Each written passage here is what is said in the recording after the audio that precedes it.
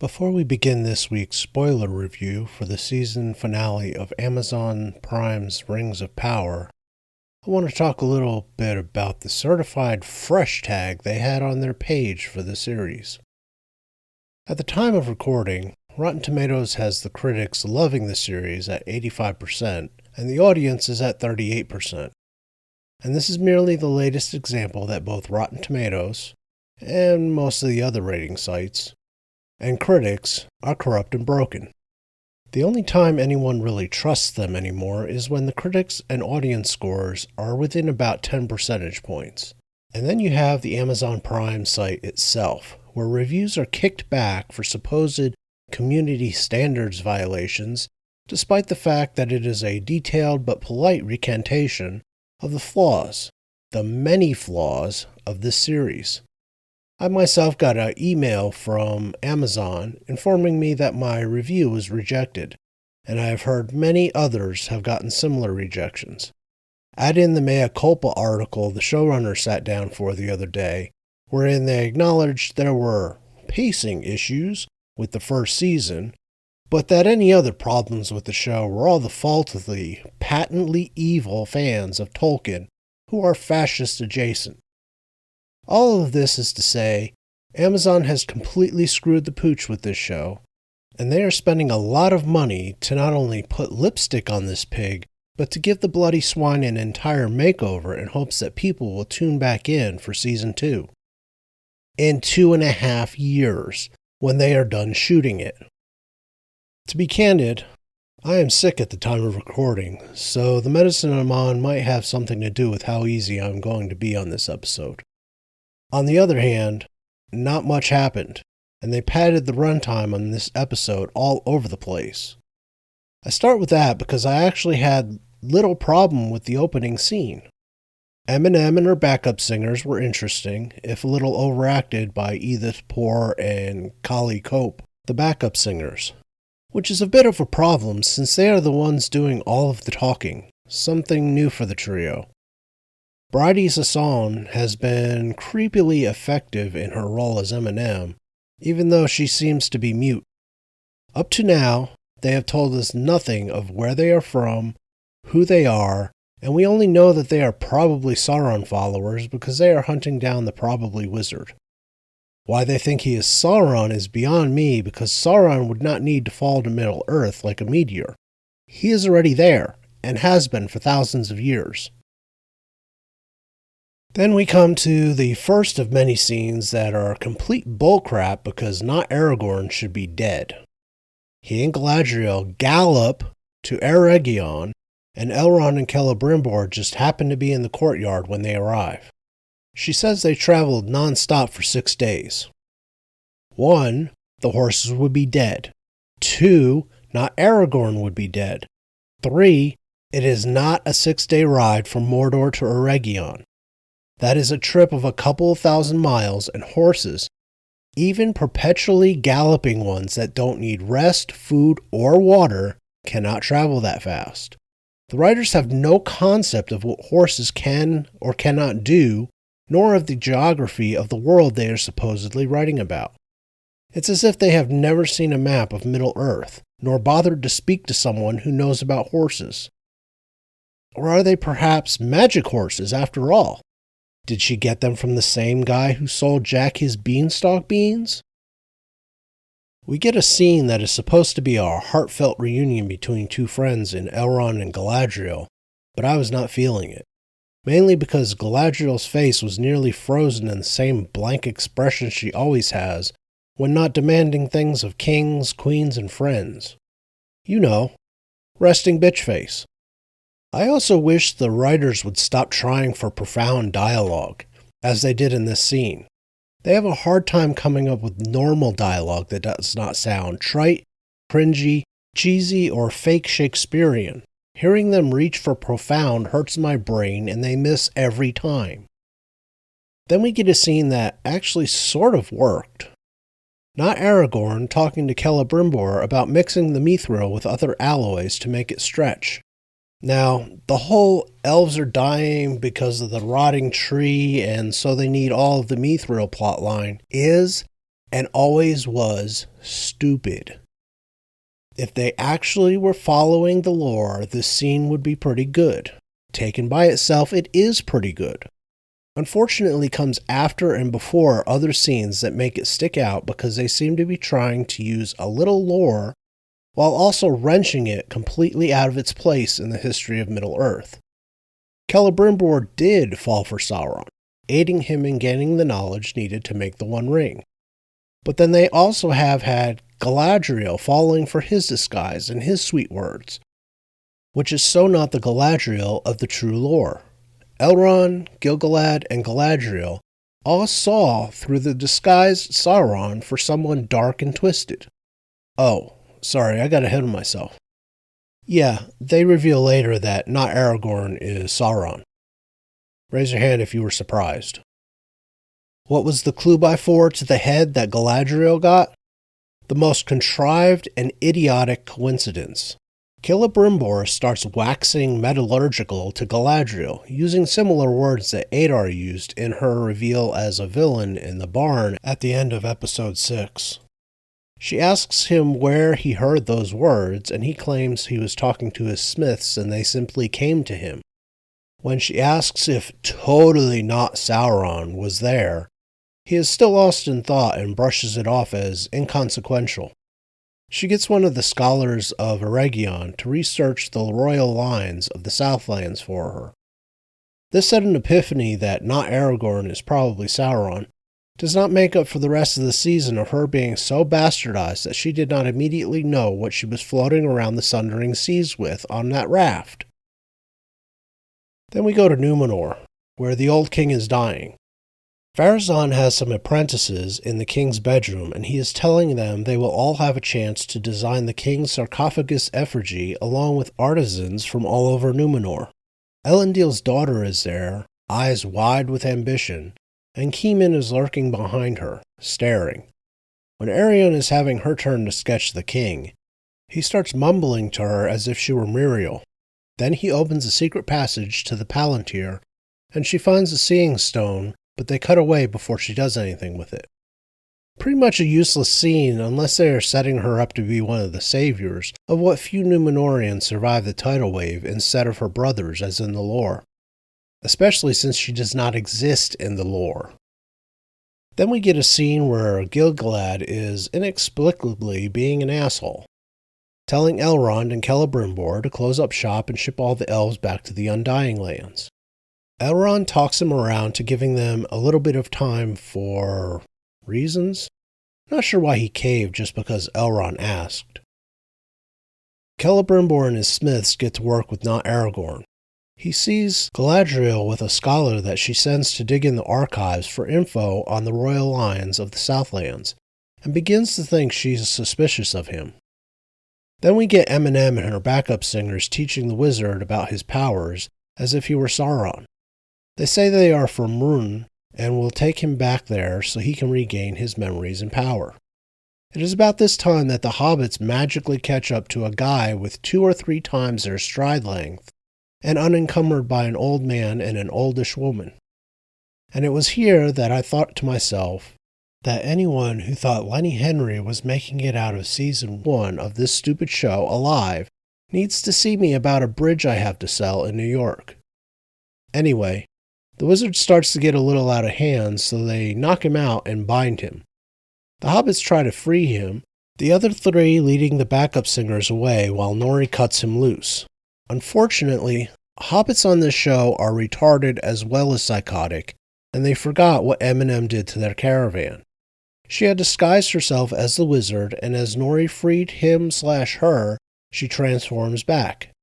A fight ensues, and Eminem goes all pyro on the clearing in the forest they are in, setting everything on fire in her attempt to get the hobbits. The wizard then fights her and eventually wins, turning all 3 of them into wraiths before then turning them into a swarm of lunamoths.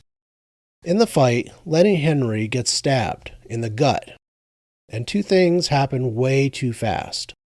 First, Lenny Henry says he just wants to sit and watch the sunrise. It was pitch black all through the fight, and only lightened after the hobbits sat around him to watch the sunrise. And second, Stab wounds to the gut were very fatal in medieval level societies, but they are lingering deaths, not something that happens in mere minutes, especially not where he was stabbed. It was one of the worst death scenes I have seen in a while and made me feel absolutely nothing, except maybe gratitude that we won't have to worry about him being back in Season 2. After Lenny dies, we see Elendil in the companionway of a Númenórean ship, and Muriel is counting out her steps to make sure she does not run into one of the support posts. As they talk, he tells her that he will be backing her plan to return to the Southlands with the Númenórean army. They then hear one of the sailors say Númenor is in sight. Everyone is silent, and Muriel asks what they see, and they don't answer. But the clowns running the show do this dramatic pan around to see all the ships in the harbor flying black banners. I know it was supposed to be a dramatic shot, but the bad CGI and leaving the poor blind queen out of the loop about her father being dead was just a killer for me. Not even the swelling music did anything because it did not match the somberness of the scene. Then we get Sauron giving the key to how they can combine Mithril with other ores and not have it blow up in the workshop. They get busy, and Galadriel is called away by the scholars she sent hunting Southland genealogy. Sauron sees this and follows her out to the garden with a convenient stream running through it. The scroll the scholar dug up shows that the Southland royal line died heirless a millennium ago. Sauron smiles and tells her he did say that he took the royal sigil off a dead man. He explains that he wanted to stay in Númenor, but that he fought beside her because her enemy was also his. Then he sends her into her own mind, trapped. The real Galadriel would never be so easily manipulated by Sauron, especially in this manner. McKay and Payne have so nerfed her as to be almost useless. She was one of the few Sauron actually feared, especially were she to get her hands on the One Ring. In her mind, she has the same conversation with her brother that she had in the first show, and my only thought throughout this scene was that they did Finron so dirty in this show. His real death was being captured and made to fight a werewolf with one of his companions.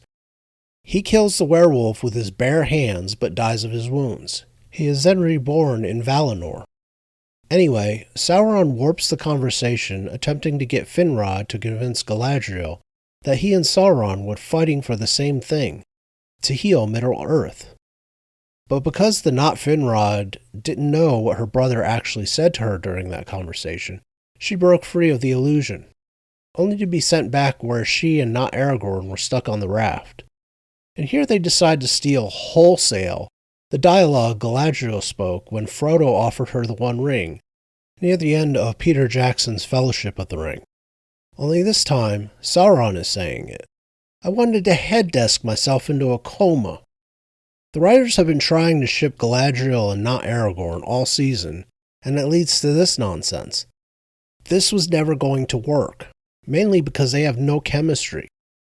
Although, to be honest, that is more because Morfydd Clark is a block of wood on the screen than any lack of effort to sell it on Charlie Vickers' part. Then Sauron sends Galadriel back to that moment when she was drowning attached to part of the raft that broke loose. Only this time he does not dive in to save her. Elrond comes across her lying in the stream, practically drowning in real life. For his efforts to get her out of there, she holds him to dagger's point and makes him answer a question proving he is Elrond. Elrond then brings her back to Celebrimbor, who tells Galadriel that they need the purest gold and silver from Valinor. In other words, her brother's dagger. She looks at it, and they break the scene, to go to one that is actually not terrible with a hobbit in it. The wizard and Nori are sitting on a hill overlooking the remains of the caravan. He is telling her he is going to Rhûn to find himself. They talk about adventure, and Nori tells him she has had enough adventure. He stays on the hill, and she goes back down to help the hobbits pack up to move on.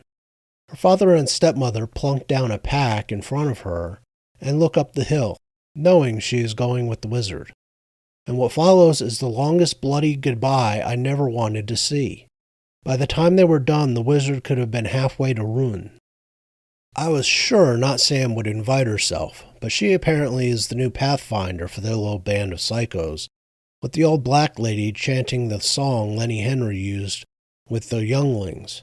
They cap off the scene by trying so desperately to make us think the wizard is Gandalf.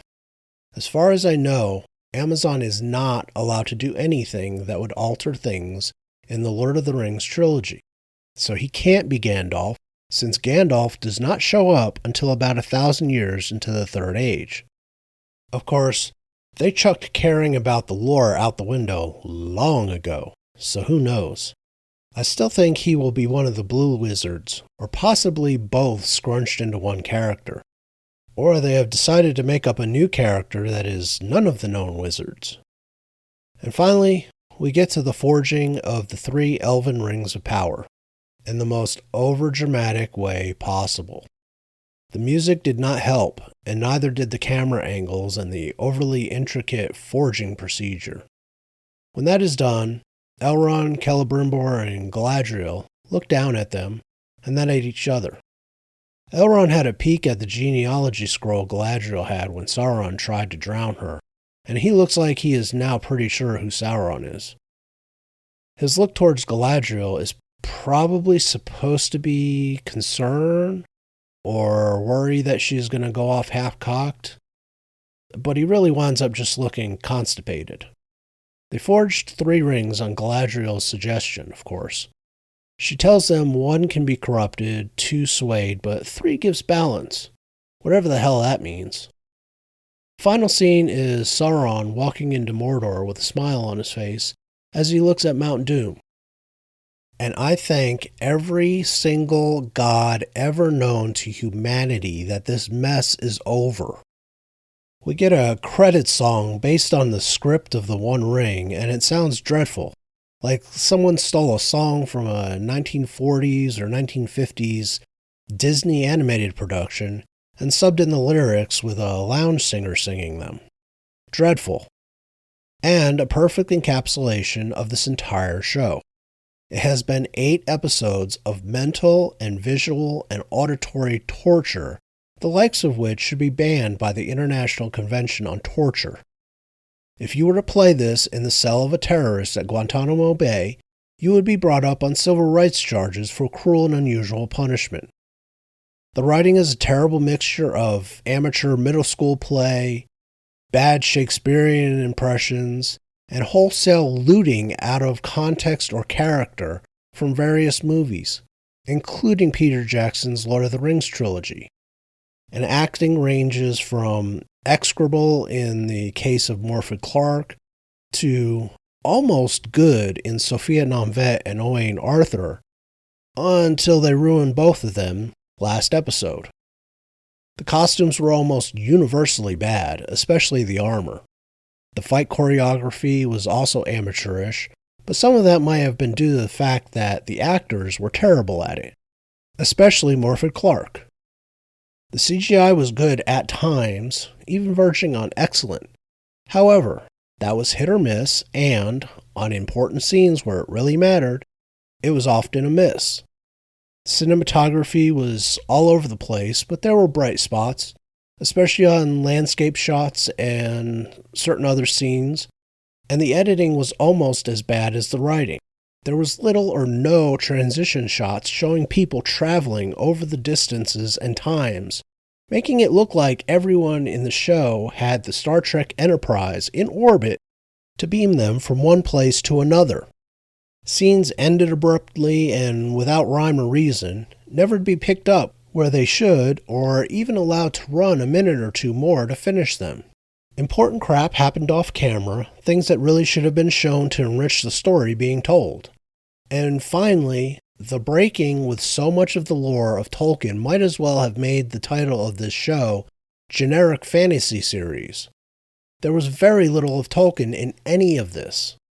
The elves were normal humans with pointy ears, lacking their ethereal nature captured so very well by Peter Jackson. The humans were a seemingly endless supply of extras that Bronwyn could order around until Muriel and Galadriel got there.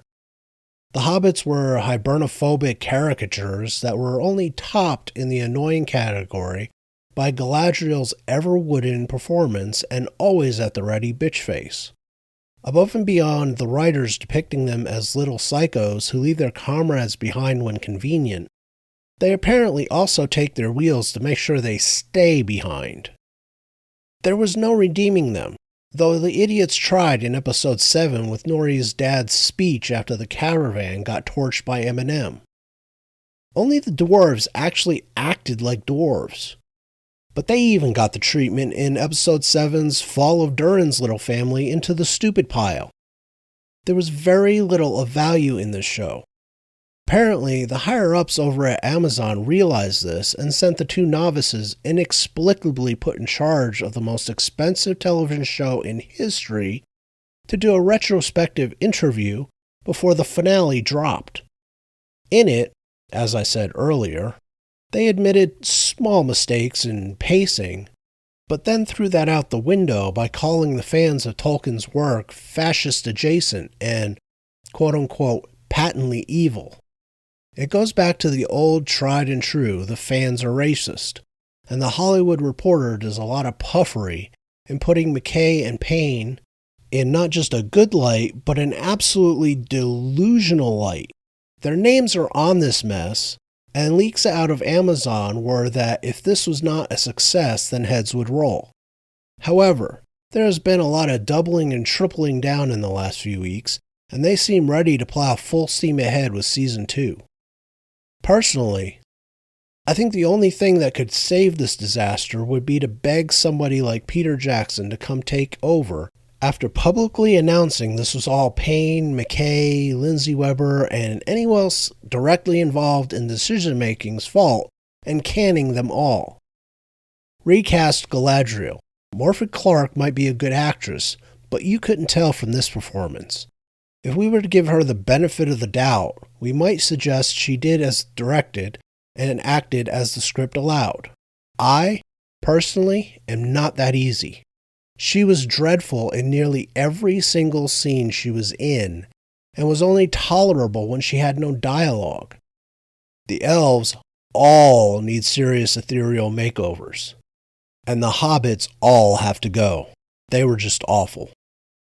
But none of that will be done, of course. They will flush $1 billion down the toilet just to protect Jeff Bezos' pride and the reputation of a bunch of talentless hacks. I think I'll stop there. I've probably gone on longer than I wanted, and I'm starting to flag in energy.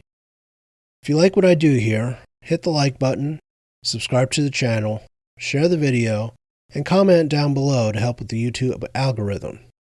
Make sure the bell icon is on so you know when new videos get uploaded. And I will see you next for the penultimate episode of House of the Dragon.